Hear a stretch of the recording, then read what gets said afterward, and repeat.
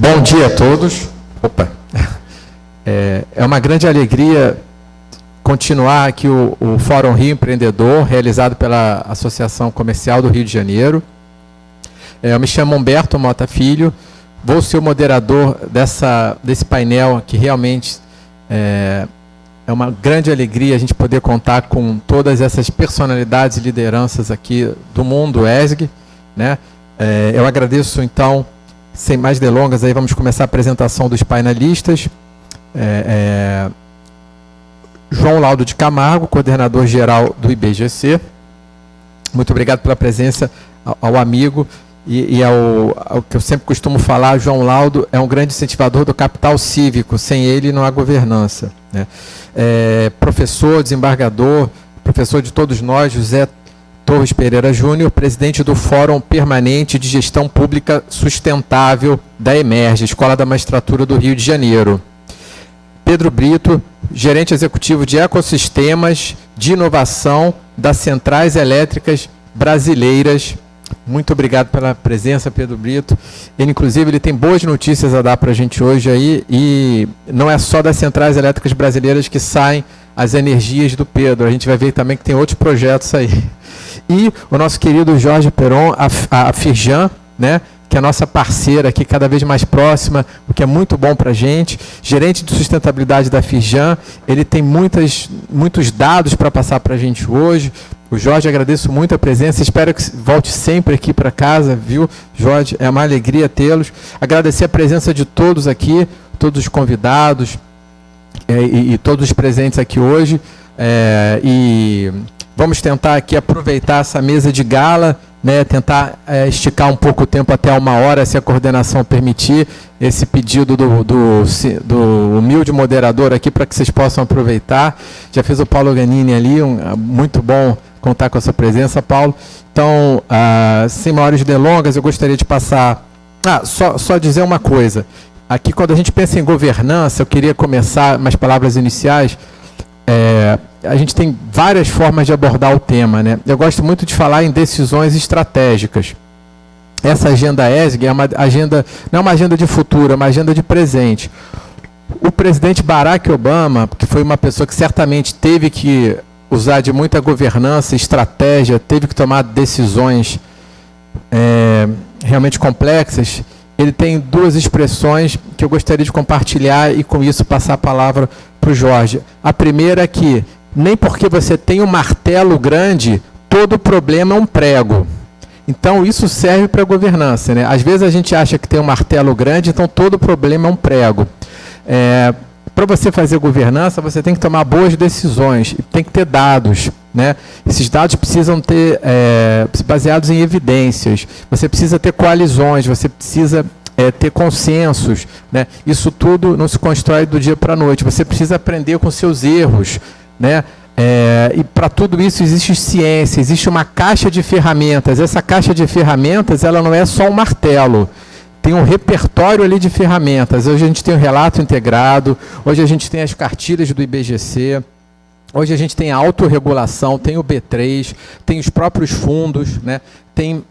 Então, a gente tem um repertório de ferramentas. E o ex-presidente dos Estados Unidos, Barack Obama, também falava que, ao passar 8 anos na presidência dos Estados Unidos, ele sabia basicamente que tinham 2 perfis de pessoas que entravam no gabinete da Sala Oval. O primeiro perfil de pessoas era aquelas que chegavam com os problemas.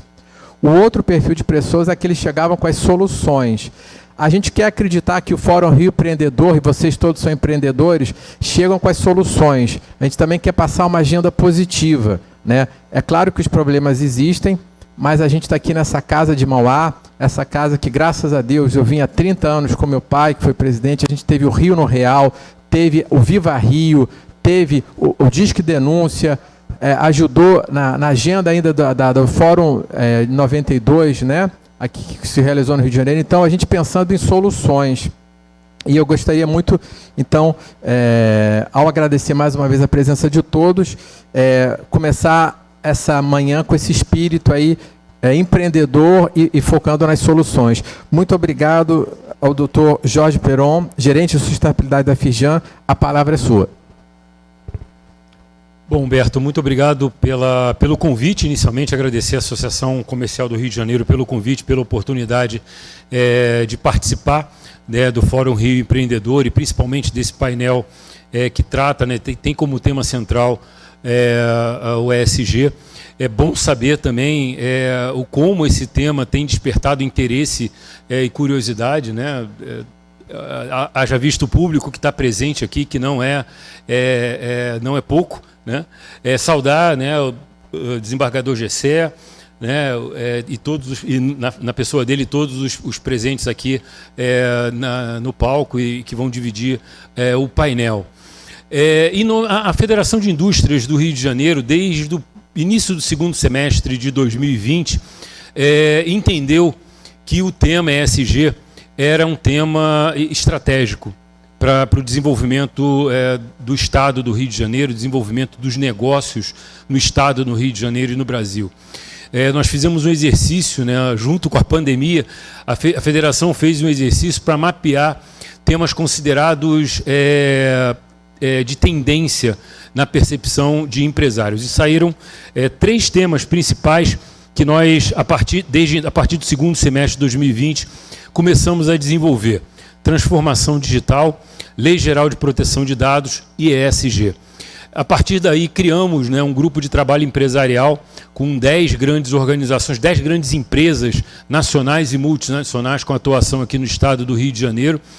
E esse grupo de trabalho nos ajudou, primeiro, a trocar experiências, né, porque assumimos, enquanto federação, que nós não conhecíamos adequadamente o tema e precisávamos de um grupo um pouco mais vivido, né, nesse tema, que nos ensinasse a compreender o tema, trocar experiências e construir uma estratégia para a federação. O resultado desse grupo de trabalho foi uma publicação, a primeira publicação sobre ESG voltada para o público industrial no Brasil. Ela foi lançada em setembro de 2021 e se chama Critérios e Métricas ESG para a Indústria. Ela está disponível, né, para download e acesso no site da Firjan. E essa publicação ela é muito rica porque, além de trazer conceitos, né, ela traz exatamente uma base de critérios e métricas para as indústrias, principalmente as micro e pequenas empresas, se autoavaliarem, né, sobre como o que são critérios ESG e como eu me autoavalio, né? Esses critérios e métricas serviram de referência na época por um grupo de trabalho que nós participamos no âmbito da ABNT e que deu origem à norma, a prática recomendada 2030, que foi publicada no início desse ano.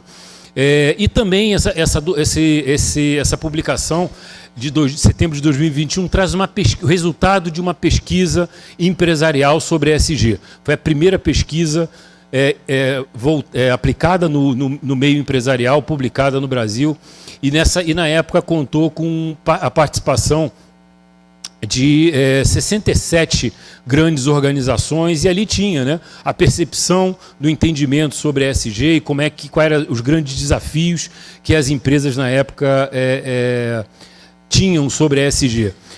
E agora, em 2023, nós retomamos essa pesquisa e, na semana passada, nós publicamos a edição 2023 dessa pesquisa. Da mesma forma, ela está disponível, né, para download no site e consulta no site da Firjan. E é exatamente sobre essa pesquisa que eu vou trazer aqui algumas informações e algumas, não conclusões, né, mas algumas interpretações dos números que a pesquisa trouxe para a gente e que estão bastante interessadas. Lógico que as informações que eu vou trazer aqui acabam sendo um extrato muito justo, muito curto, né, um spoiler do que vocês vão encontrar no contexto da pesquisa. A pesquisa ela foi estruturada com quase 30 perguntas direcionadas ao público empresarial, mais de 160 empresas, grandes, médias e pequenas, e microempresas participaram dessa edição de 2023, e o que eu vou trazer aqui é um recorte com talvez 5 ou 6 respostas, mas que nos indicam, né, contexto sobre conhecimento,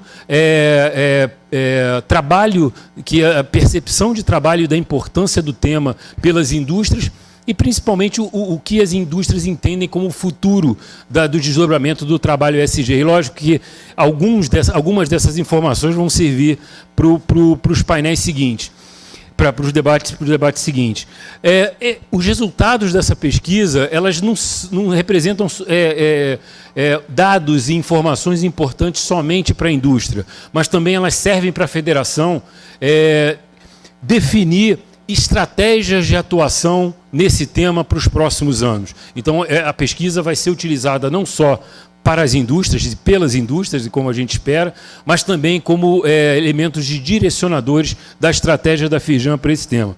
Primeiro ponto que sai de resultado dessa pesquisa e de percepção da indústria é que o ESG é uma agenda de transformação, né? 87% das indústrias responderam que conhecem o termo ESG e que têm ações relacionadas na sua gestão relacionadas a esse tema. Esse número é maior do que o resultado da pesquisa de 2021 e mostra uma evolução, tanto na compreensão quanto no envolvimento das indústrias nesse tema.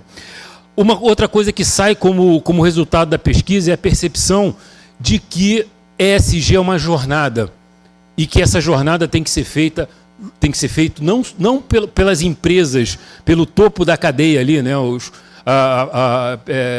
das grandes organizações, mas por essas empresas responsáveis por todo o seu encadeamento produtivo. O perfil empresarial do Estado do Rio de Janeiro, grosso modo falando, é que 4% dos CNPJs industriais são CNPJs de grandes empresas, empresas que têm mais de 500 colaboradores, 6% de médias empresas, empresas que têm entre 100 e 499 colaboradores, e 90% de micro e pequenas empresas. Então, ESG não é responsabilidade somente desses 4%, mas é responsabilidade sim deles, mas eles reconhecem que eles vão usar o ESG como uma ferramenta de transformação de todo o encadeamento produtivo para reduzir o seu risco operacional, logicamente. 82% das empresas declararam que adotam ESG na sua estratégia de governança corporativa. E 72% responderam que utilizam o ESG como uma ferramenta de gestão do seu encadeamento produtivo. Então, o ESG é tanto uma estratégia para o meu negócio, como uma ferramenta de gestão dos meus riscos quando aplicado na minha cadeia produtiva. Outro ponto que saiu de forma muito significativa foi a participação, um elevado índice de empresas, 90% das empresas declararam um envolvimento direto da alta organização, da alta liderança nos processos de tomada de decisão no que se diz respeito a planejamento e ações ESG. Isso é bastante significativo, né? E outro ponto que traz, eu vou já levantar, né, a bola aqui para o João, foi o crescimento expressivo do eixo de empresas que declararam que tem práticas e resultados no eixo de governança. O eixo de governança, na pesquisa de 2021, aparecia ali como um eixo que era mal compreendido, mal aplicado e com muito poucas ações práticas incorporadas pelas organizações. Na pesquisa de 2023, esse foi o eixo que mais evoluiu em relação a ações declaradas, né, de empresas que aplicam ações e que têm ações de governança, não só na sua gestão, quanto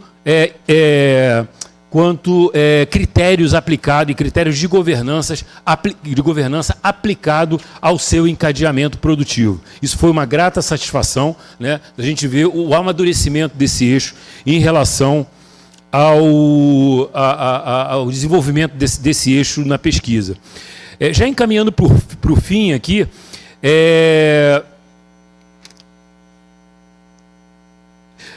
a boa parte das empresas aqui indica para a gente, né, que tinha uma pergunta lá, por que você adota então critérios ESG nos seus processos?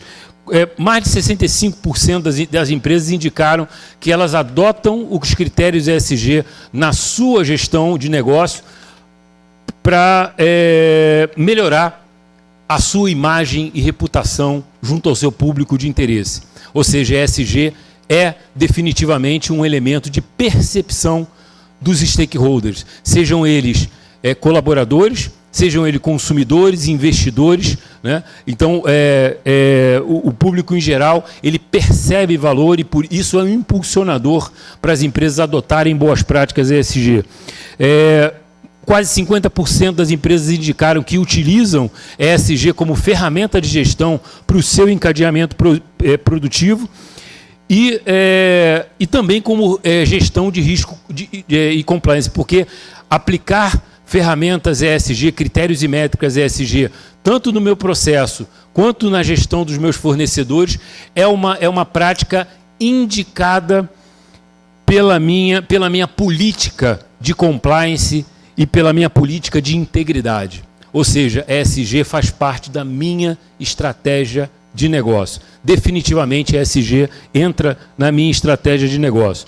E o principal desafio, nós perguntamos, né, para as empresas, qual o principal desafio quando você vê a aplicação e o desenvolvimento de ESG?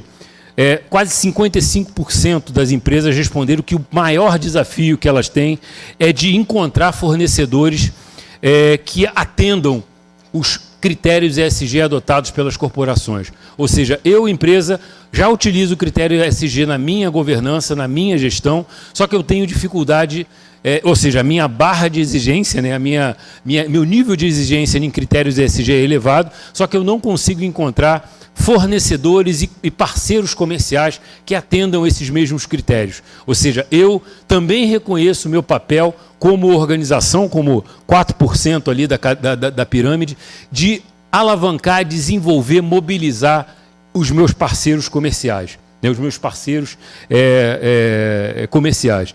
E a mensagem final, né, que eu deixo aqui, né, como provocação para os nossos demais debatedores, é que a boa governança, isso é uma conclusão que a gente traz da pesquisa, né, que a boa governança foi definitivamente reconhecida como um caminho necessário para desenvolvimento de negócios sustentáveis.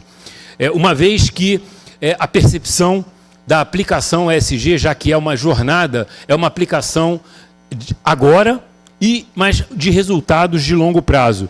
E que principalmente que visa a atrair para perto de si uma geração que tem como base propósito, né? Vamos lembrar que quase 40% da força de trabalho mundial é composta por millennials, pela geração dos millennials. Essa geração é movida por propósito. Essa geração, ela está recebendo dos baby boomers algo em torno de 24 trilhões de dólares. É a maior transferência de riqueza intergeracional que a humanidade já viu. E esses 24 trilhões de dólares vão ser aplicados com propósito, né? Então, é isso que as organizações que pensam em estratégia de longo prazo estão olhando e estão mirando e estão tentando alcançar.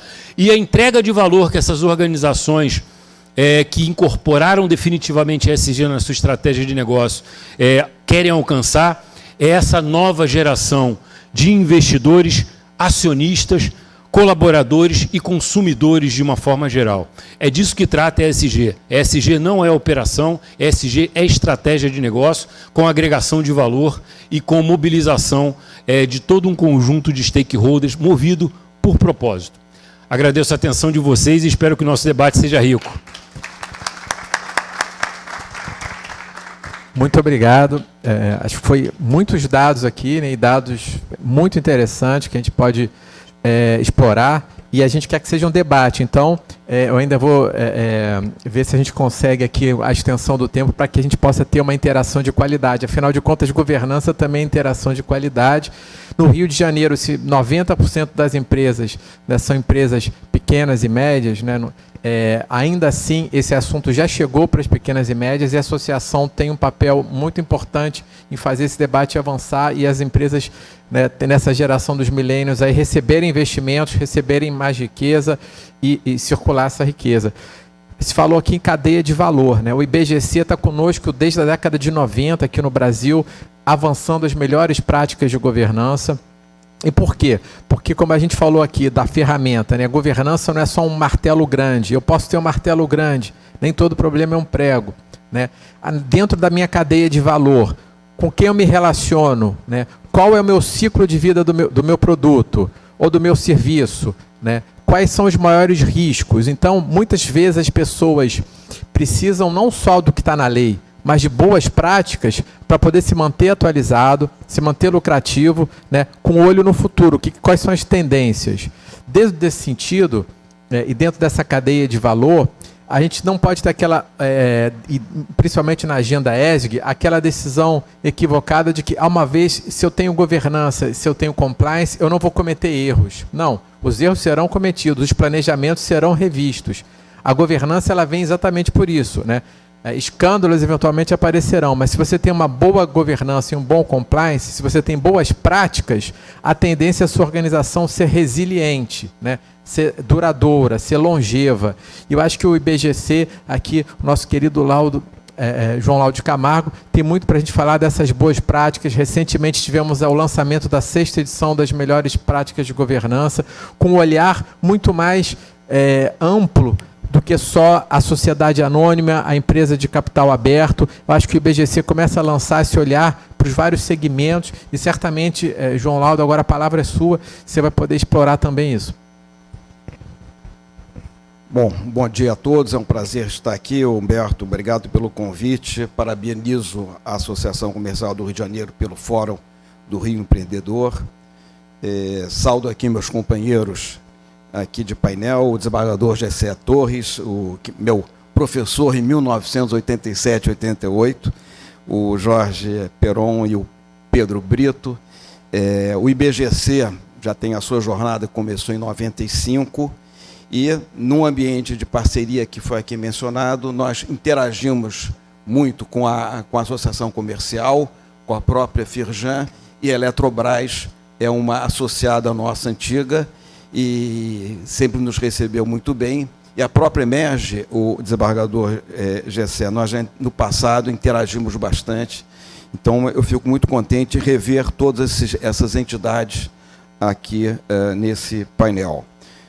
Como já foi indicado, tanto pelo Humberto como pelo Jorge, quer dizer, nós temos aqui um tema estratégico. ESG é estratégico, ESG é um tema de transformação, e, por tudo isso, ele é muito importante. E um dos aspectos que eu gostaria aqui de provocar um pouco os senhores nessa manhã é o S do social. Esse S do social que eu acho que é um grande desafio, e conhecer um tema chamado ESG é uma longa jornada que está no seu início. Eu queria começar aqui indicando para os senhores que fizemos o lançamento há um mês atrás aqui na Firjan, a 6ª edição do nosso Código de Melhores Práticas de Governança Corporativa, que já contempla, na definição de governança corporativa, a geração de valor compartilhado entre sócios e as demais partes interessadas, buscando a interação e a interdependência das organizações nas realidades econômica, social e ambiental que elas estão inseridas. Então, hoje nós já temos reconhecido no nosso código a importância do IBGC. Temos cinco fundamentos para o nosso código. Temos a integridade, transparência, equidade, responsabilização e sustentabilidade. Desses 5 pilares, 2 deles contemplam o ESG. A transparência, que todo o trabalho de ESG deve ser devidamente informado ao mercado, e a própria sustentabilidade, que tem no seu DNA as questões socioambientais. O nosso código também pode ser baixado no nosso site, é esse aqui, que é a 6ª edição do código, né? Foi mencionado pelo Jorge a questão do propósito. Propósito é importante para a pessoa física e para a pessoa jurídica. E o IBGC contempla aqui na referência do Código de propósito da organização a responsabilidade do Conselho de Administração na criação do valor sustentável de longo prazo da organização, com a agenda socioambiental que a ele é inerente. A própria agenda positiva de governança do IBGC traz os pilares de diversidade, inclusão, ambiente social. Com isso, eu quero dizer que o IBGC tem um foco grande em ESG, tem produzido uma série de trabalhos, entre os quais essas boas práticas ESG, que foi divulgado no ano passado, também tem acesso no nosso site. Essas questões de ESG ressaltam a importância da sustentabilidade, o engajamento da alta administração da organização, de modo a você transformar esses desafios socioambientais em oportunidades. ESG, na administração, nas sociedades empresárias principalmente, diz respeito à administração de risco, mitigação de riscos e oportunidades de negócios que essa nova agenda traz. Diz também esse nosso guia de boas práticas que é fundamental criar pontes entre o setor privado, sociedade civil organizada, academia e governos. As soluções ESG não passam isoladamente por nenhuma dessas esferas. A administração pública não tem condições de endereçar todas as questões, desafios ESG, se a sociedade civil organizada, se as sociedades empresárias não tiverem de mão dadas com esse propósito. Ontem, no jornal O Valor, tem uma divulgação também de dados de aderência de sociedades empresárias com ESG que coincidem na linha do que o Pedro colocava. Quer dizer, a pesquisa da Firjan de 2023, o Instituto FSB indicava que em 2021, 81% das empresas entrevistadas consideravam importantes as práticas de ESG. Então, a gente tem aqui uma aderência que mostra que é um assunto que não é moda, é um tema que veio para ficar. Um esclarecimento que eu acho que é muito importante, e me preparando aqui para essa conversa, isso ficou mais claro para mim, que é importante diferenciar 3 realidades distintas. Filantropia é uma atividade que os colaboradores transferem recursos para outras entidades com propósitos socioambientais sem intenção de retorno. Então, filantropia não se confunde com nenhuma atividade necessariamente ESG. Tem se utilizado também um outro cenário chamado de investimentos de impacto. Investimento de impacto diz respeito a uma nova atitude de investimento que não é apenas o risco-retorno, mas é o risco-retorno-impacto. O investimento de impacto visa solucionar questões socioambientais que são postas e essas soluções, então, através dos negócios de impacto, que é para solucionar problemas socioambientais. Isso não é investimento ESG. Investimento ESG é a adoção de fatores ambientais, sociais e de governança que visam mitigar riscos, mitigar externalidades negativas das sociedades empresárias, criar oportunidades de negócio e você conciliar o retorno financeiro das organizações juntamente com a necessidade de endereçar as questões ESG. Dito isso, eu queria fazer aqui uma lembrança de alguns relatórios de vida real que são relevantes nesse cenário do S do social. Esse cenário do S social é aquele que, para mim, me toca, me sensibiliza, dada a situação de desigualdade que nós vivemos no Brasil. Com isso, eu faço referência a um relatório de 2022 de uma estratégia nacional, um programa do governo federal chamado Enimpacto. Existe esse governo federal, tem origem no presidente Temer, passou pelo presidente Bolsonaro e agora, 2 meses atrás, teve um decreto adaptando essa estratégia pelo presidente Lula. O que esse relatório indica é que número de negócios de impacto, eles, em 2017,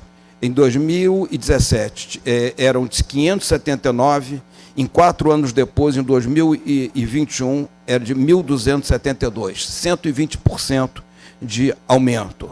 Com relação ao volume de investimentos de impacto, teve em 2017, era 219 milhões de dólares, 3 anos depois, 850 milhões de dólares, um aumento de 290%. Isso evidencia que todo esse aspecto, quer seja negócio de impacto, que diz respeito à solução de problemas socioambientais, como também esse ambiente de ESG, no âmbito das companhias, eles têm um cenário bastante promissor.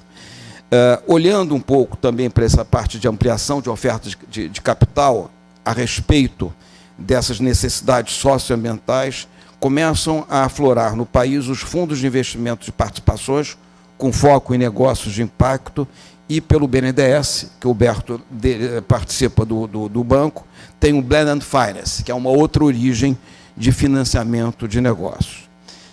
Olhando para a questão da desigualdade social, na segunda-feira dessa semana, foi divulgado o relatório Luz sobre a Agenda 2030 de Desenvolvimento Sustentável. Ela indica um retrocesso de 102 metas relacionadas com agendas ODS.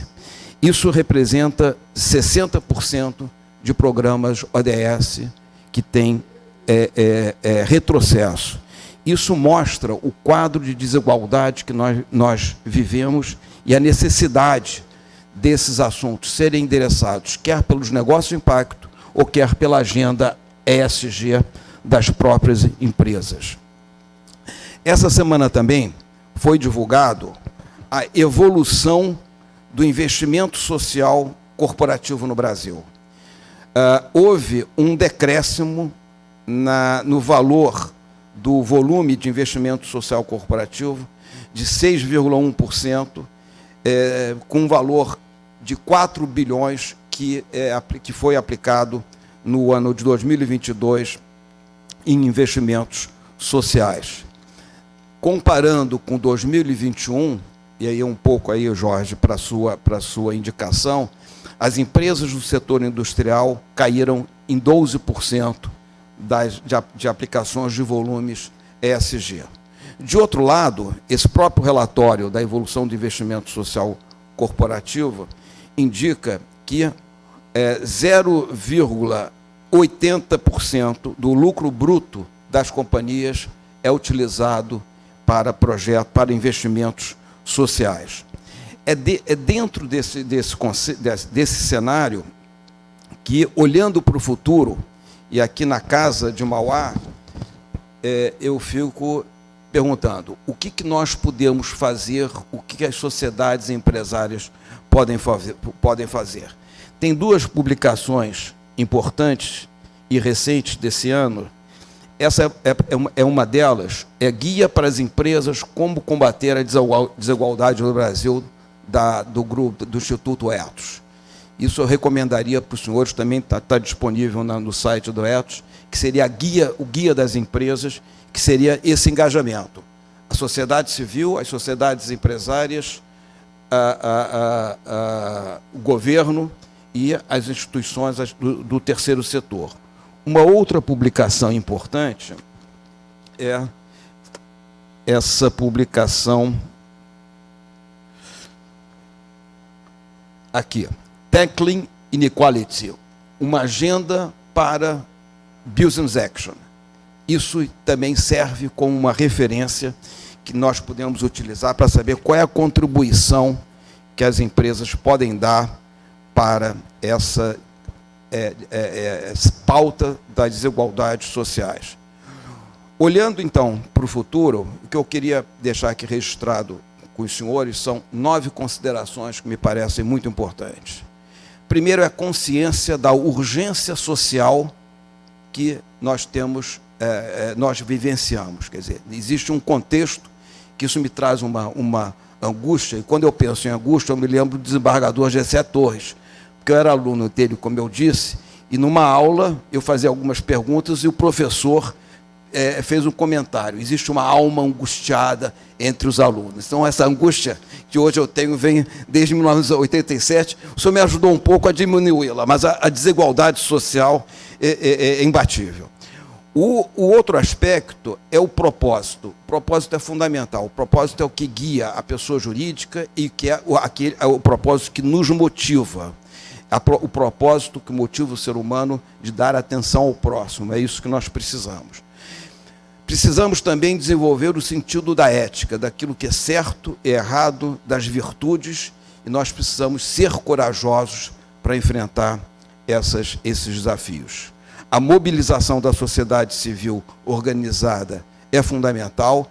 Existe um belo exemplo que, infelizmente, apenas hoje se limita ao Estado do Espírito Santo, que é o Espírito Santo por Ação, que é uma sociedade, uma entidade apartidária, que acompanha os projetos, o plano estratégico do Estado, de modo que as iniciativas, obras públicas, os projetos públicos comecem e terminem. Nem sempre isso, infelizmente, acontece. A mobilização das empresas, a inclusão dos negócios, do impacto na causa da cadeia de valor das empresas, que o Jorge mencionou, seria uma outra etapa. Tudo isso proporcionando confiança, que as instituições devem funcionar. Isso diz respeito um pouco, Humberto, à questão do capital cívico.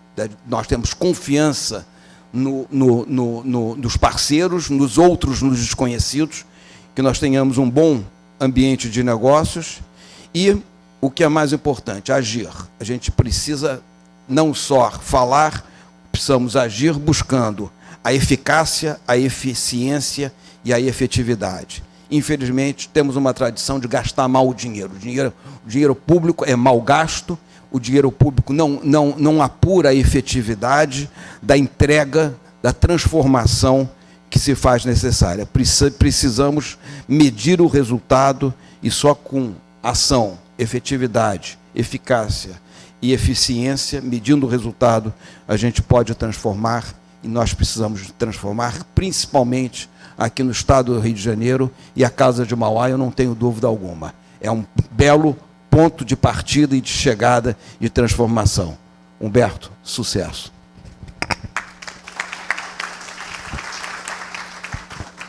Muito obrigado, João Laudo, que é o nosso... Sempre que eu ouço o João Laudo, eu fico com vontade de empregar melhor meu capital cívico e aprender com ele como fazê-lo.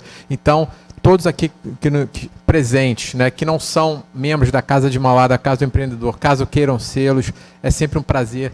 Caso queiram se associar a outra entidade, ao IBGC, né, caso queiram se inscrever na Emerge para, né, serem futuros magistrados, esse associativismo faz parte da agenda ESG, né, esse ativismo que a gente precisa ter para gerar impactos, né, e aí, dentro dessa cadeia de valor dos investimentos verdes, né, que a gente precisa ter, a gente vai ouvir falar um pouco do Pedro também, a gente tem também o lado do Estado, né, os juízes, né, o Poder Judiciário, né, que também faz parte dessa equação, né. Se a gente precisa saber como as nossas empresas geram valor, né, a gente pode fazer essa pergunta para o Estado também, o valor público, né. A Mariana Mazzucato, ela escreveu um livro chamado Valor de Tudo, recentemente, onde ela começa a ver, bom, o lucro é o que as empresas produzem, mas o lucro não é sinônimo de valor. Preço não é sinônimo de valor. Acho que isso é um ensinamento da agenda ESG e os investimentos verdes vão tornar isso cada vez mais evidente. Valor é algo que não é sinônimo de preço e não necessariamente sinônimo de lucro. Todas as empresas precisam lucrar. A forma como o lucro vai ser produzida talvez esteja mudando. E o social é um importante elemento dentro dessa equação. Mas e os juízes? E o Poder Judiciário? Né? Como é que ele enxerga a agenda ESG? Os juízes estão sendo preparados para tomar decisões sobre investimentos verdes? Né? Eles estão preparados para enxergar empresários que geram impacto positivo, externalidades positivas mais do que negativas? Né? Quais são as angústias do judiciário, eventualmente, caso elas existam? né? O professor Gessé Torres tem um ponto de observação privilegiado da evolução do judiciário fluminense. E se a segurança jurídica é tão cara aos empresários, né, se a previsibilidade é tão cara aos empresários, me parece que também essa cadeia, essa troca também é positiva, essa recíproca é verdadeira. O judiciário cada vez se interessa mais sobre a sociedade, sobre essa agenda ESG, e essa impressão que eu gostaria de, então, confirmar com o professor desembargador Gessé Torres. Muito obrigado pela presença, professor. Muito bem, muito bom dia a todos. Muito obrigado, Humberto, pela sua lembrança de convidar alguém que possa dar um testemunho sobre as angústias e as perspectivas com que a magistratura, pelo menos a deste Estado, olha para a questão ambiental, a questão da sustentabilidade, as relações entre o Estado e a sociedade civil, em busca daquela tríade referida pelo João Laudo, né? As coisas sejam eficientes, efetivas e eficazes, né? E eficazes do ponto de vista da gestão pública voltada para os compromissos da sustentabilidade. Bem, eu ingressei na magistratura de carreira em 1984. E o corregedor-geral da Justiça de então, o desembargador Décio Creton, um sexagenário, baixinho, pequenininho, uma figura que não inspirava maior autoridade, mas tinha uma autoridade moral extraordinária. E o desembargador Creton fez uma reunião com os novos juízes recém-aprovados e disse algumas coisas que me ficaram na cabeça até hoje, e creio que levarei essas coisas para o túmulo, como tenho compartilhado essas coisas com os filhos e netos que tive até aqui. Ele dizia: o juiz tem que ter a consciência de que ele é um modelo para a sociedade. Vocês que serão juízes, começarão a sua carreira de juízes no interior, pelo amor de Deus, não se metam em confusões públicas. Não vão se exceder em bebidas alcoólicas no bar da esquina para fazer amizades, porque isso vai passar para a comunidade, que é muito bom se embriagar. Você é um juiz, você é um modelo, você não pode andar embriagado pela cidade. Pelo amor de Deus, não se metam em jogos de azar, não compartilhem palavras maldosas, não tratem esposas ou maridos de maneira superior. Vocês são todos iguais. Então, pelo amor de Deus, vocês são modelo. Sejam modelo, se esforcem para serem modelos. Nada é tão bom que não possa melhorar, nada é tão ruim que não possa piorar, e o ótimo é o maior inimigo do bom. Então se esforcem muito para que sejam modelos. Vocês são juízes, não esqueçam disso, a vida toda. Vejam, isso foi em 1984, estamos em 2023, e eu continuo com isso na cabeça. E me esforcei muito para passar isto não apenas para o meu dia a dia, como fazer com que o meu dia a dia fosse um exemplo razoável disto para os meus colegas de turma, a maioria já aposentada, e aqueles que vieram depois da gente. Outra coisa que vocês precisam entender desde logo, antes que eu entre no mérito do que eu preciso lhes dizer, quanto à sustentabilidade, é quanto à idade com que se ingressa na magistratura. No meu tempo de jovem, a legislação exigia a idade mínima de 35 anos. Então, todos, moças e rapazes, tinham que desenvolver outras atividades, outros estudos, outros empreendimentos, até que alcançassem a idade exigida por lei para tentarem o ingresso na magistratura através de concursos públicos. Assim foi na minha geração. Hoje não é mais assim. Hoje nós temos magistrados muito jovens. 27, 28, 29 anos, ainda não viveram talvez o suficiente, não passaram por essas experiências que exigem uma conduta exemplar, modelar, preocupada em ser ponto de apoio, né? uma visão de referência para a sociedade em que atuam. E por que tem que ser assim? Porque vocês têm poder. O juiz tem poder, muito poder. Ele prende, ele solta, ele põe para fora, ele põe para dentro. Ele condena a pagar, condena a não pagar. Ele tem muito poder. Ele pode tanto construir como destruir uma família, dependendo da decisão que ele tome. Eu me lembro, por exemplo, na primeira comarca em que eu servi, que foi a comarca de Petrópolis, eu era juiz de uma vara com competência fazendária, mas houve um mês em que o colega, que era a vara com competência de família, saiu de férias e eu fui designado pelo tribunal para acumular a vara fazendária com a vara de família. E nas varas de família sempre foi assim, e eu creio que continua sendo. Havia temporadas em que o juiz tinha que marcar muitas audiências cedinho, porque tinha que cumprir o seu dever de tentar conciliar as partes. Então, as audiências de conciliação, que são muito comuns nas varas de família, eram sempre feitas de manhã cedinho. Então, e as audiências que tinham que decidir sobre conflitos instalados, não, essas eram marcadas para a parte da tarde. Então, numa bela manhã, estava eu lá cedinho, na vara de família da comarca de Petrópolis, e ingressa na sala de audiências um casal relativamente jovem,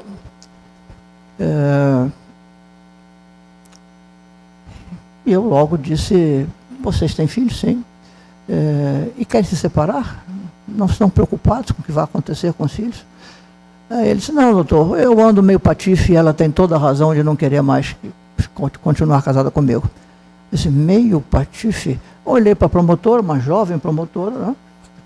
Toda a audiência de conciliação tem que ter o representante do Ministério Público, os promotores de justiça também participando, e a jovem promotora me devolveu aquele olhar de indagação. Eu também não sei o que é isso.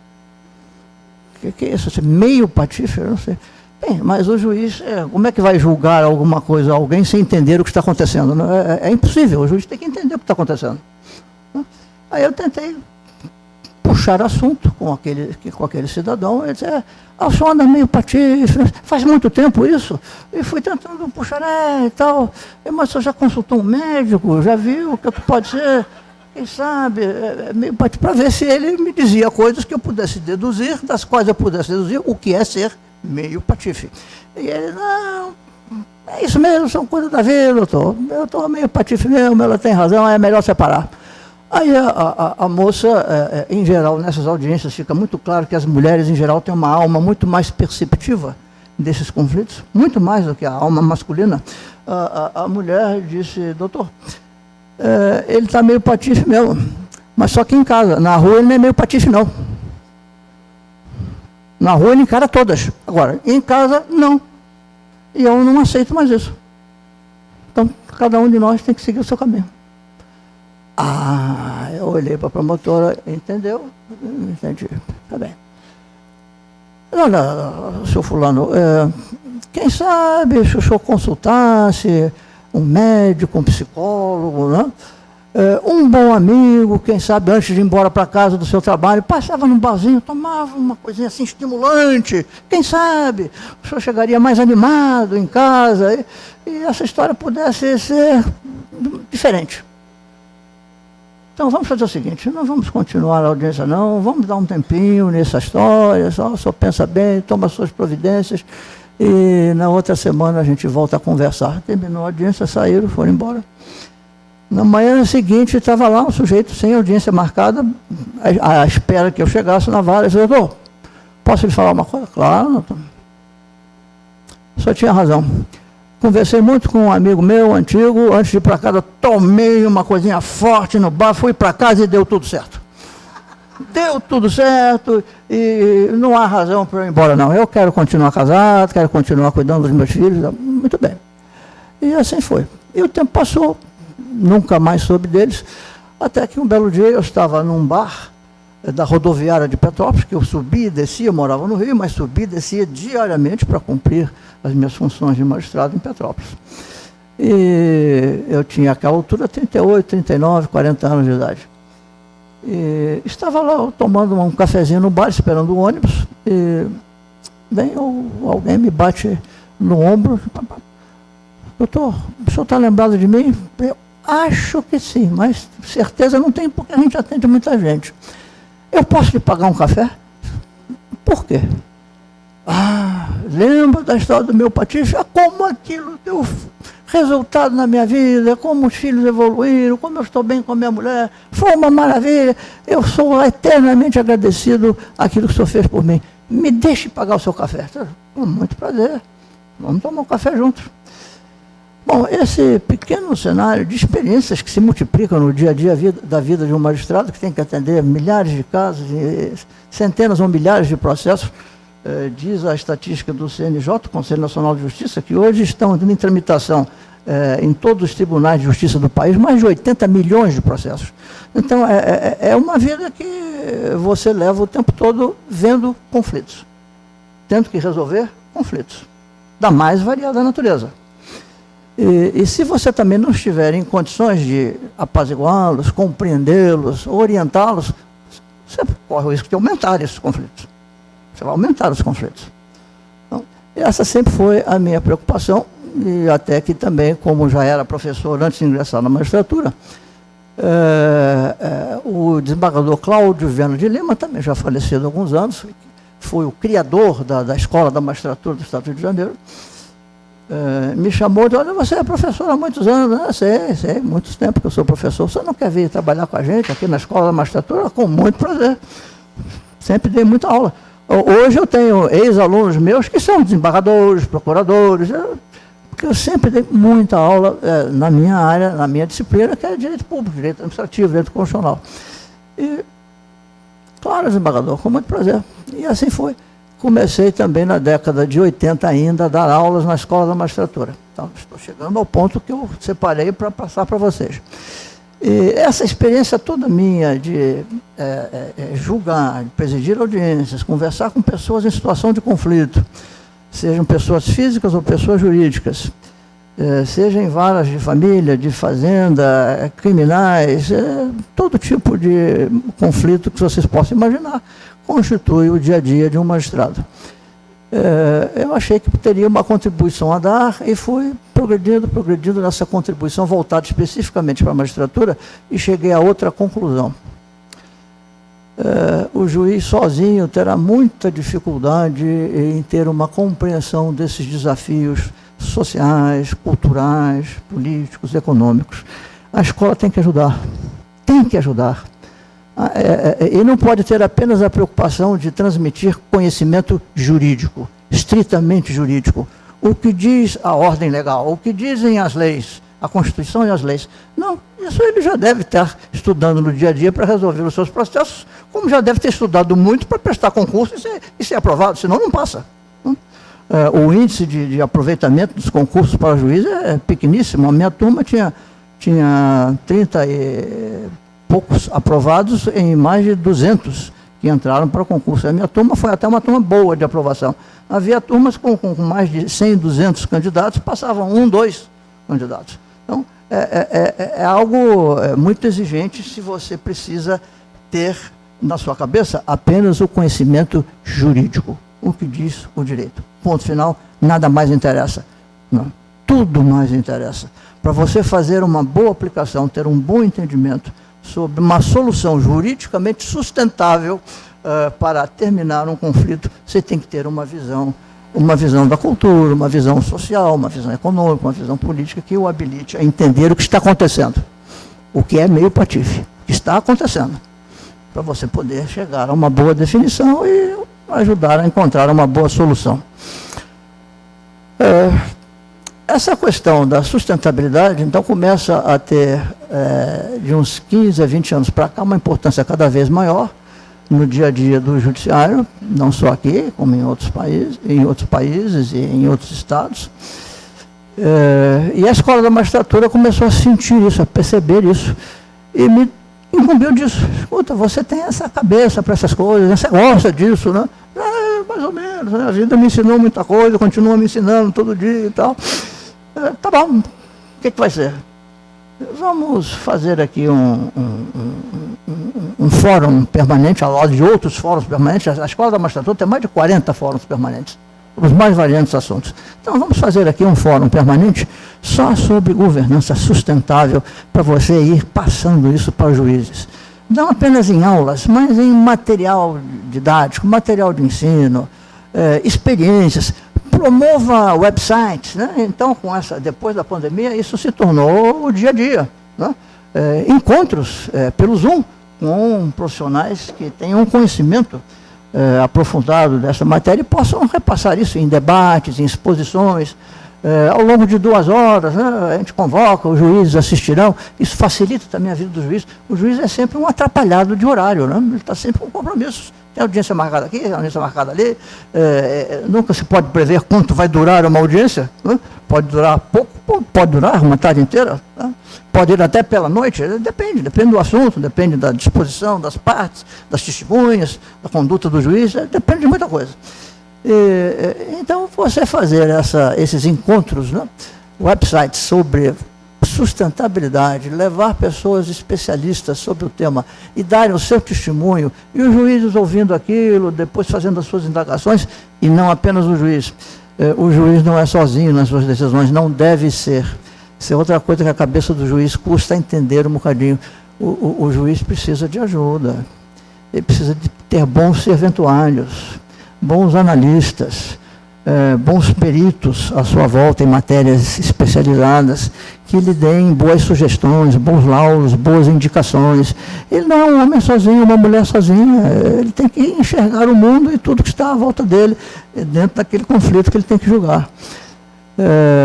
Então, a Emerge também iria fazer não apenas esses seminários e encontros para magistrados, aqueles que já estão no exercício da função, como também para aqueles que estão nas turmas de preparação para os concursos. A Emerge tem muitas turmas preparatórias de candidatos para concurso. E essas turmas, dizia eu, a direção da Emerge, também precisam ser atingidas por essas novas colocações. Não basta juízes, porque um dia eles poderão vir a ser juízes e já estarão preparados. As turmas são muito jovens hoje. Essas turmas preparatórias para os concursos hoje são de meninos e meninas de 20 e poucos anos. 20 e poucos anos. Então ainda estão muito verdes, né? Que não é o verde nosso, né? Verde no sentido do amadurecimento para a vida, né? Para o enfrentamento dos conflitos, as dificuldades da alma humana, né? Elas estão muito verdes para a vida, mas já estão querendo ser juízes, né? Já estão querendo ter esse poder para tomar decisões sobre a vida dos outros. Que, em síntese, é o que o juiz é aquele que vai tomar decisões sobre a vida dos outros, e com o poder do Estado. E essas decisões são impositivas, tem que ser assim.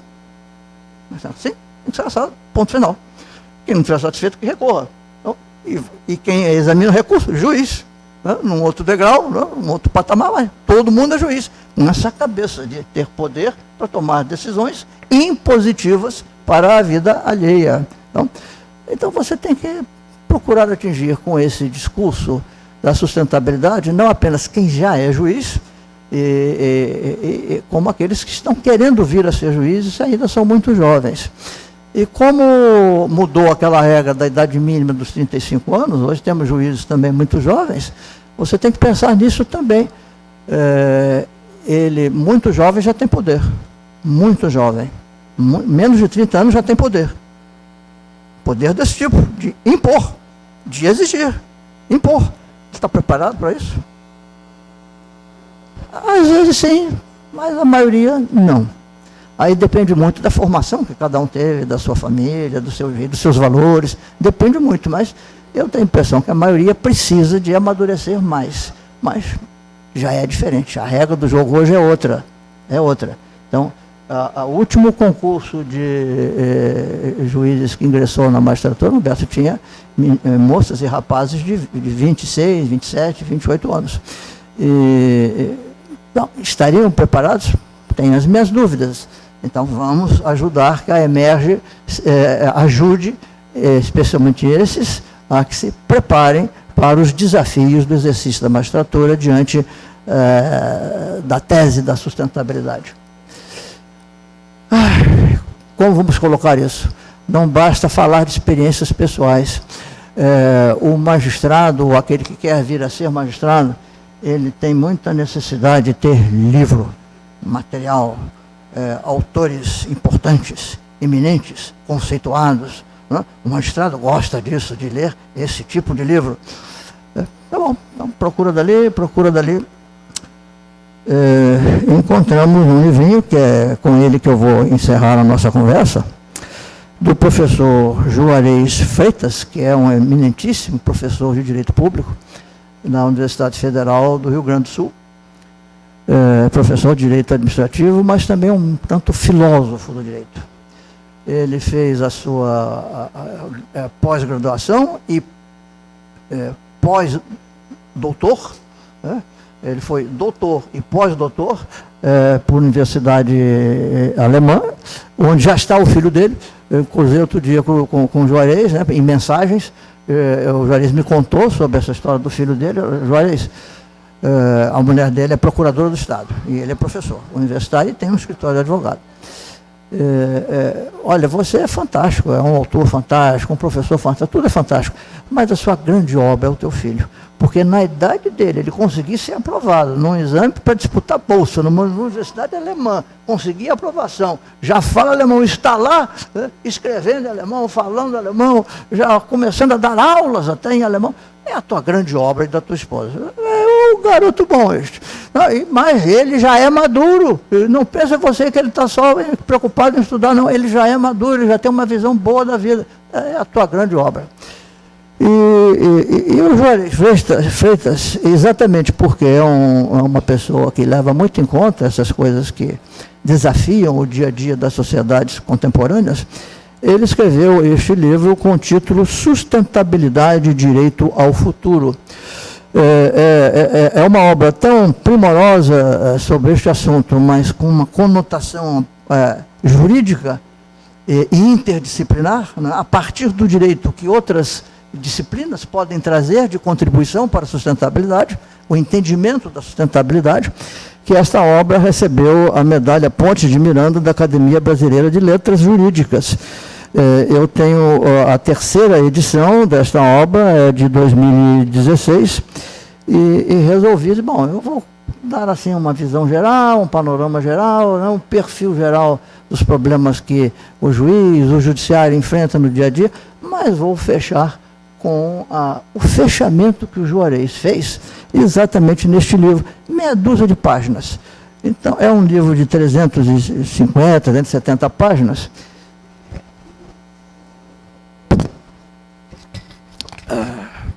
Então, é com isso que eu vou encerrar a minha modesta contribuição, Humberto. Diz o Juarez o seguinte: crescimento econômico. Então, esse também é a conclusão dele, não? É um arremate das 300 e poucas páginas do livro dele. O crescimento econômico e o desenvolvimento não são sinônimos. É que, sem incorrer nas falácias e nas armadilhas psicológicas, a sustentabilidade precisa ser entendida como processo contínuo, aberto e integrativo de pelo menos 5 dimensões do desenvolvimento. Em sua dimensão social, a sustentabilidade reclama o incremento da equidade intra- e intergeracional. B, uma gestão aperfeiçoada de processos que garanta condições propícias ao florescimento virtuoso das potencialidades humanas, especialmente no atinente à educação exitosa e de qualidade. C, o engajamento na causa do desenvolvimento que perdura e faz a sociedade mais apta a sobreviver a longo prazo, com dignidade e respeito ao valor intrínseco dos demais seres vivos. Então, do ponto de vista da sua dimensão social, é assim que Juarez define o que é sustentabilidade. Em sua dimensão ética, a sustentabilidade acolhe a ligação de todos os seres, acima do antropocentrismo estrito. B, um impacto retroalimentador de ações e omissões. C, a exigência moral de universalização concreta, tópico-sistemática do bem-estar duradouro. Em sua dimensão ambiental, a sustentabilidade faz perceber que a. Não pode haver qualidade de vida e longevidade digna em ambiente degradado. B. Sem prejuízo da modernização ambiental, o hiperconsumismo haverá de ser enfrentado, notadamente nos países ricos. C. No limite, não pode sequer haver vida humana sem o zeloso resguardo da sustentabilidade ambiental em tempo útil. Com efeito, ou se protege a qualidade de vida, ou simplesmente não haverá futuro para a nossa espécie.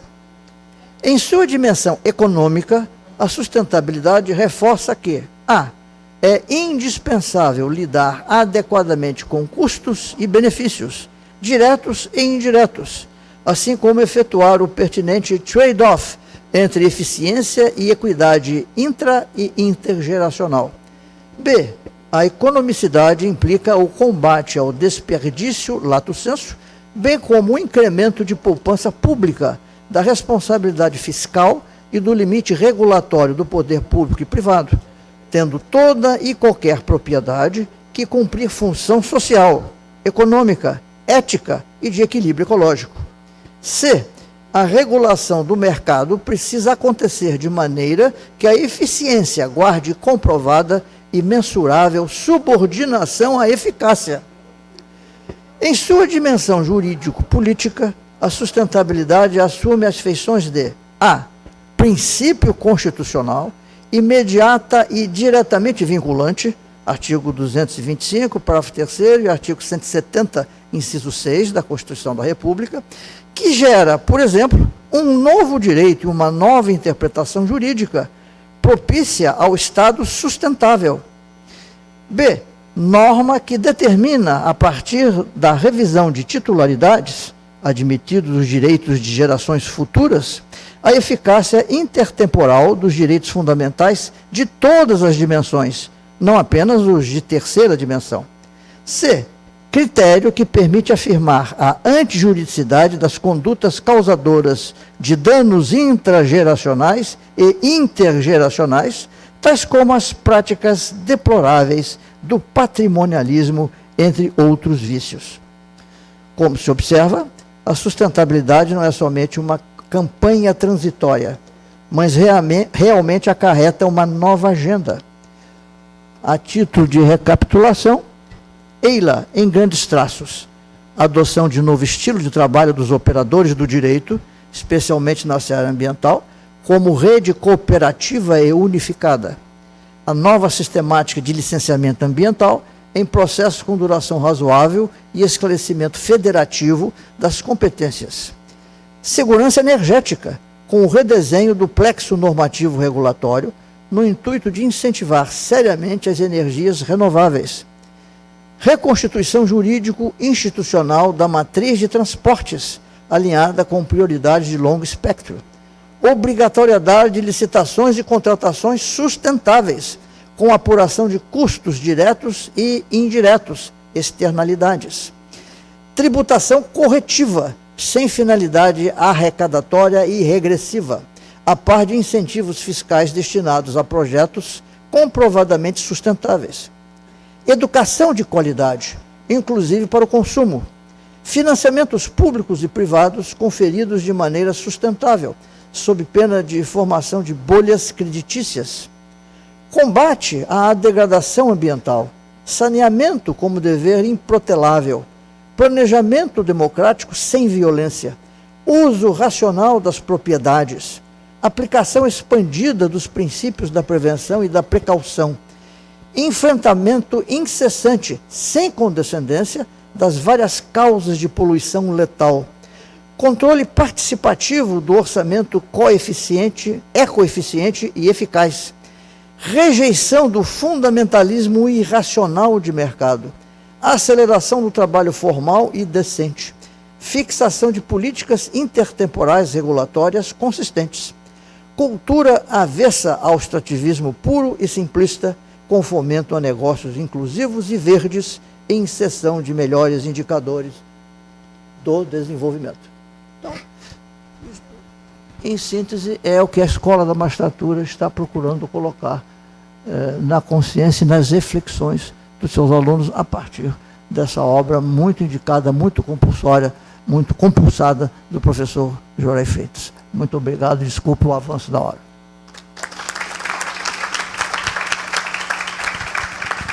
Obrigado.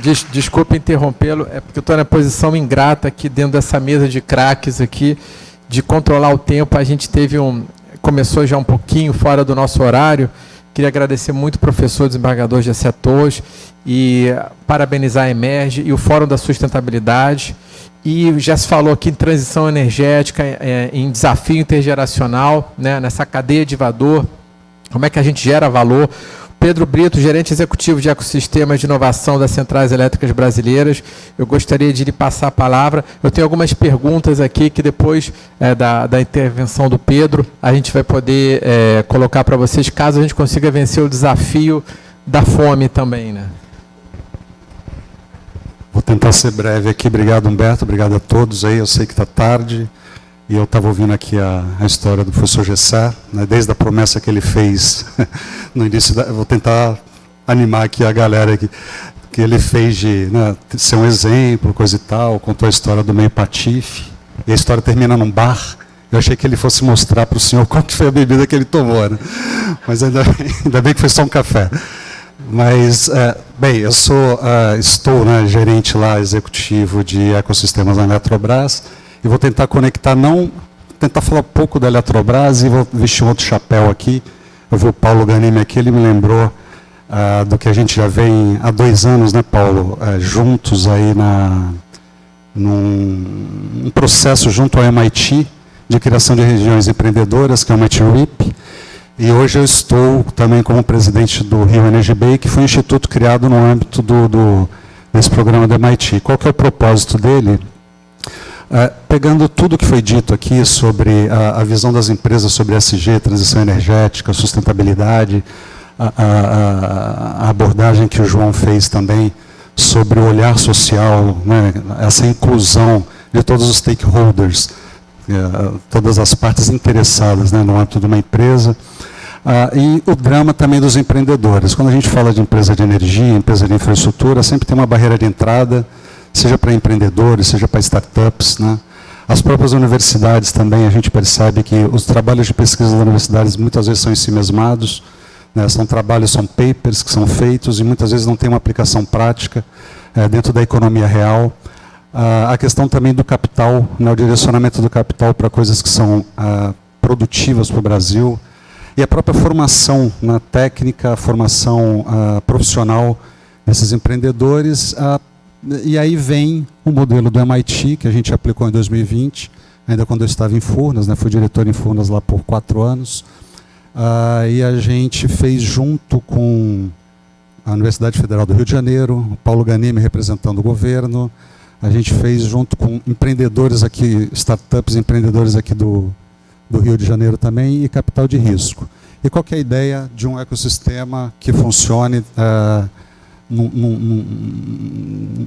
numa cidade ou num país, para que torne aquele país uma região empreendedora. Então, a gente, junto com o MIT, trazendo aquele modelo do MIT, que hoje, né, se vocês tiverem a curiosidade de pesquisar, vocês vão ver que ali no entorno do MIT tem uma economia maior do que a economia do Brasil, gera mais de $1 trilhão por ano, só com biotecnologia, e eles estão próximos da universidade.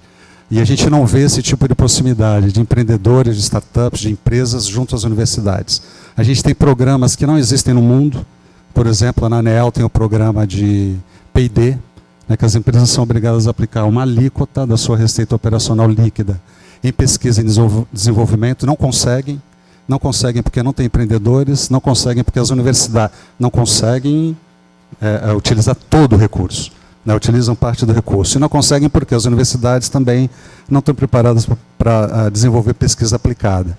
Então, houve essa preocupação desse grupo, né, e foi um grupo, posso dizer assim, foi uma reunião perfeita de pessoas com as mesmas ideias e com o mesmo desejo de transformar o Brasil, através do Rio de Janeiro, nesse, o que a gente chamou na época, a ambição era grande, né, no maior ecossistema de transição energética e sustentabilidade do planeta. Hoje a gente já baixou um pouquinho para a 5ª, né, mas a gente quer fazer parte dessa agenda, e o Rio de Janeiro, obviamente, reúne todas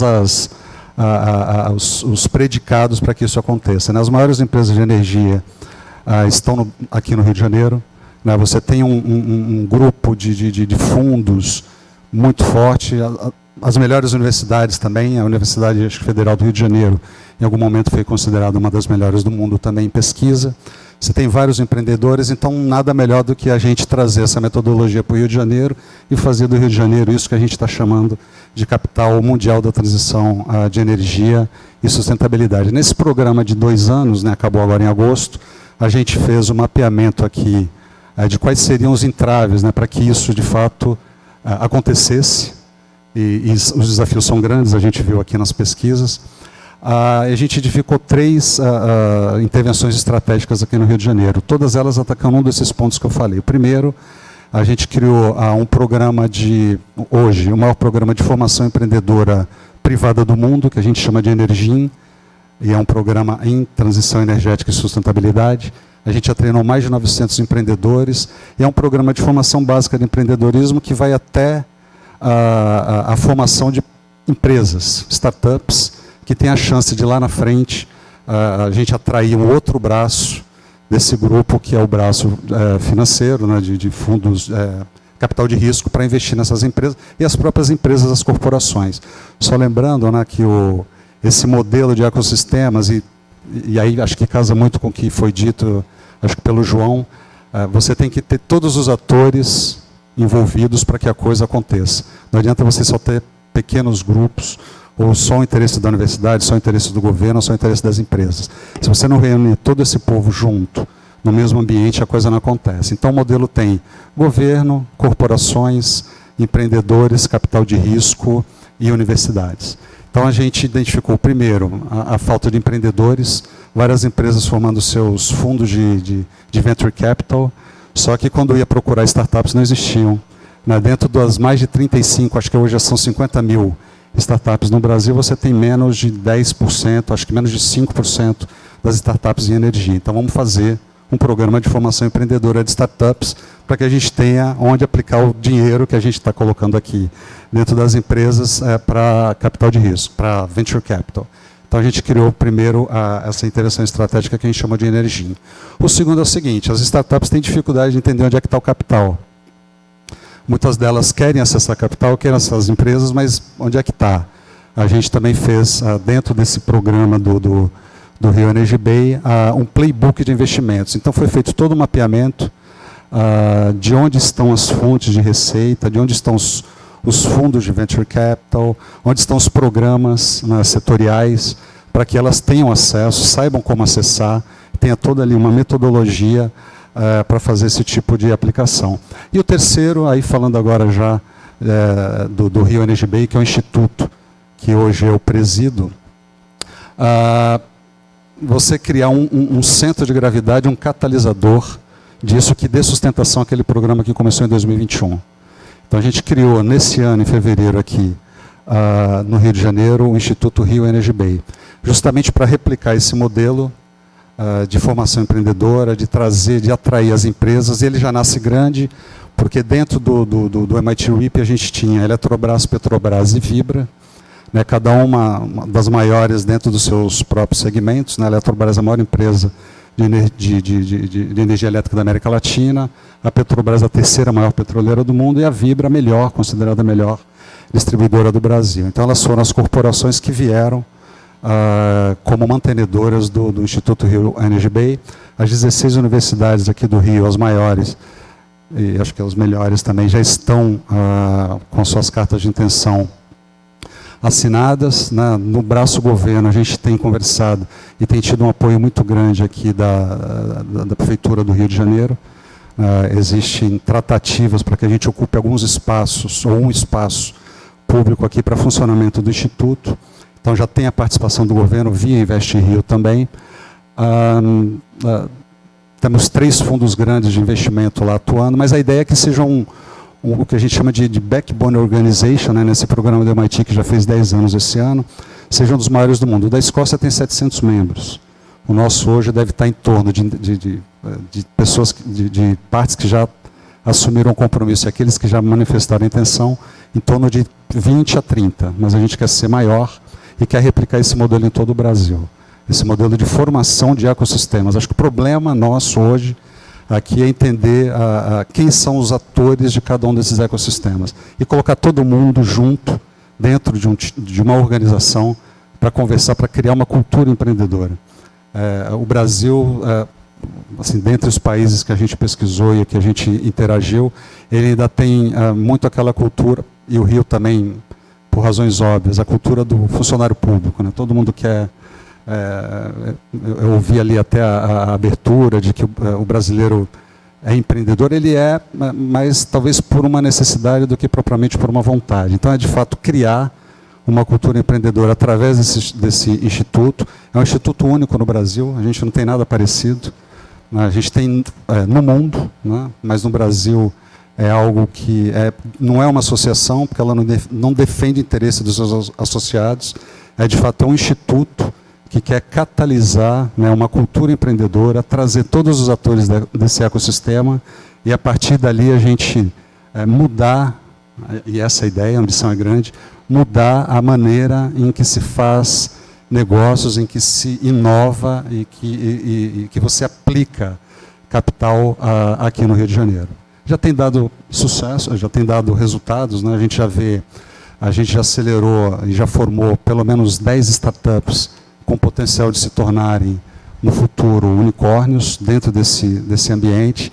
É algo que ainda está ganhando tração. A gente registrou o Instituto em fevereiro desse ano, muito embora o trabalho já seja um trabalho de 2 anos. Então, assim, eu reservei esse final para convidar, né? Se vocês já temos uma página na web, que é o Rio Energy Bay.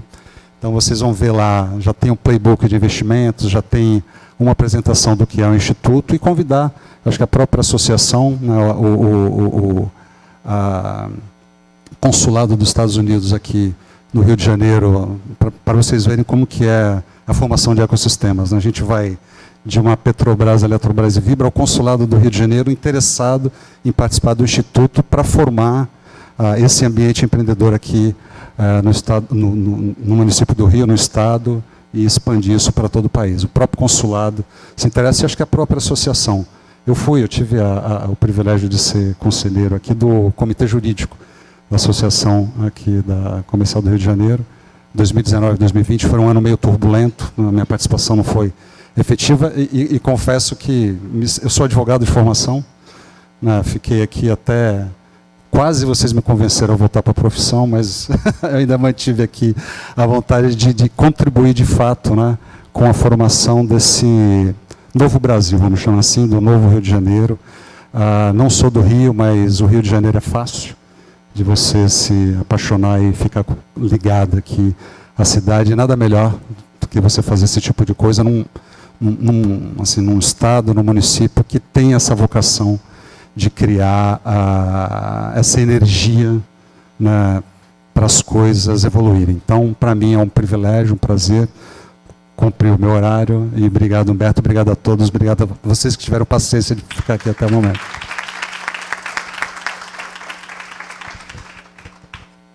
Obrigado a todos. Conseguimos aqui negociar com a organização do evento aqui on time, mais esse horário até a 13h. Agradecer muito a atenção de vocês. Eu tenho perguntas aqui, eu vou pedir para a organização do evento passar depois para todos os palestrantes, e que elas vão ser respondidas, né? Assumo esse compromisso. Dado o adiantar da hora, acho que o nosso debate, que era a pretensão, não será realizado, mas eu gostaria, ao agradecer a presença de todos e dos nossos palestrantes, deixar... passar mais uma vez a palavra final para todos os palestrantes, para que eles possam fazer suas conclusões finais, dizendo, Pedro, que aqui, de repente, você cedia esse instituto aqui, quem sabe na associação, vamos conversar. Eu acredito que essa dinâmica, academia, empresários, cultura do empreendedor, o nosso presidente quer formar uma escola do empreendedorismo, então essas agendas já se comunicam, né? Que espero que na nossa agenda ESG não haja meio patifes, né? E que, se haja, a gente consiga trazer essas pessoas para a gente acabar com isso, com espírito cívico e com muita participação com a Firjan, com os dados da Firjan, sabendo que nós somos entidades irmãs, para esse Rio empreendedor cada vez mais forte. Eu vou passar, então, João Laudo fazendo essa volta aqui para a gente concluir o evento. Obrigado a todos, obrigado, Humberto. Eu deixo aqui as minhas palavras naquele caminho entre a urgência, a ação, eficácia, eficiência e efetividade, e resgato aqui um ponto que o Jorge colocou, e que eu foquei mais no social, mas ESG, a G de governança, é que é a estrutura dos dois eixos de ambiental e social. É isso que dá, como também o Alberto falava inicialmente, as boas decisões informadas, refletidas, desinteressadas, que é isso que a gente precisa para essas organizações. Obrigado. Bom, queria reiterar o agradecimento, né, o convite feito pela Associação Comercial, abrindo a oportunidade para a Federação de Indústrias do Rio de Janeiro participar, tanto do evento quanto desse painel. Realmente existe uma sinergia muito grande de propósito entre as duas instituições, e a gente precisa só aproveitar e potencializar essa sinergia. Agradecer a presença de vocês, mais do que participaram, sobreviveram a esse painel, né, que a gente estendeu um pouco, né, e ele começou também um pouco atrasado, mas o interesse demonstrado por vocês ao tema mostra, né, o quanto esse tema realmente é relevante. A Firjan, ela, como eu falei, desde 2020, tem se debruçado, né, de forma bastante cuidadosa sobre esse tema, entendendo que ele é um tema de tendência e estratégico para o desenvolvimento econômico, social e ambiental do Estado do Rio de Janeiro e das empresas do Estado do Rio de Janeiro. E por isso, acessem, né, as nossas publicações. A pesquisa, como eu falei, já está disponível no site, e continuem contando com a Federação de Indústrias do Estado do Rio de Janeiro. E até uma próxima oportunidade. Olha, o professor me fez um pedido, eu não tenho como recusar um pedido aqui, ele só vai tecer uma última consideração aqui nas considerações finais dele. Obrigado, Humberto. Eu acho que vocês vão ficar satisfeitos com a leitura de uma folhinha da última obra publicada do Domenico De Masi, aquele politicólogo italiano que vem de falecer aos 85 anos, que foi autor de um best-seller chamado O Ócio Criativo, que todo mundo admirou, conheceu, consumiu, né? Muito bem, nesse O Mundo Ainda é Jovem, que é o título dessa última obra deixada pelo Domenico De Masi, numa folhinha ele fez uma síntese da filosofia completa de vida dele, e que tem muito a ver com essa compreensão da sustentabilidade, que abrange tudo, tudo. Então ele diz assim: aos 30 anos de idade, eu estava convencido de que os trintões eram o coração da Terra, os cavaleiros da luz, cheios de amor e transgressão, destinados a conservar o mundo antes que as regras conseguissem subjugar as emoções, antes que o mundo os ferisse de morte ao integrá-los a seus mecanismos. Aos 40, estava convencido de que os quarentões eram o sal da terra, as tropas de assalto destinadas a substituir os dominadores pelos líderes, finalmente capazes de dar sentido às emoções e sentimento às regras. Aos 50, eu estava convencido de que os cinquentões eram a mente da terra, os depositários das ciências puras e aplicadas, da arte e da organização, da paz e da guerra, capazes de impor uma regra até às emoções.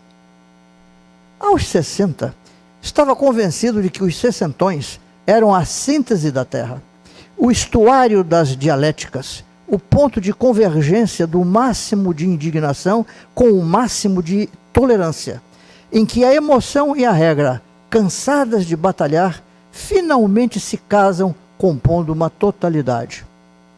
Aos 70, estava convencido de que os setentões eram os marcos quilométricos da Terra, a quem o mundo confia sua rota quando, desorientado, precisa de um modelo ao qual se referir para distinguir o bem do mal, o verdadeiro do falso, o belo do feio.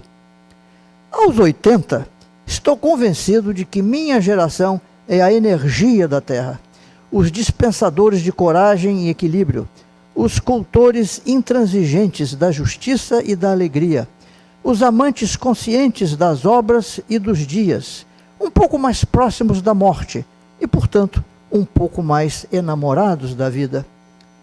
E aos 90? Aos 90, admitindo que eu chegue lá, não chegou, estarei convencido de que as pessoas de 90 serão as testemunhas da vida sobre a Terra, as únicas autorizadas a certificar e garantir a persistente juventude do mundo. E aos 100? Não, aos 100, finalmente compreenderei o que Heráclito, o Obscuro, tentava dizer quando escreveu que o tempo é uma criança que brinca. Tenha sido útil para vocês. Muito obrigado. Até a próxima. Tá difícil falar agora, né? Queria agradecer mesmo a oportunidade e esperar outras, viu, Humberto, para a gente explorar mais. Acho que a Firjan, a associação, o próprio IBGC, cabem muito bem nesse ecossistema que a gente está criando, né, nesse instituto. Acho que a gente tem mais a fazer juntos, né, do que cada um nos seus quadrados, né? É isso. Muito obrigado. Então, agradecendo muito mais uma vez a presença de todos, eu encerro esse painel, desejamos a todos um ótimo almoço e o evento continua hoje e amanhã. Bom almoço, boa tarde.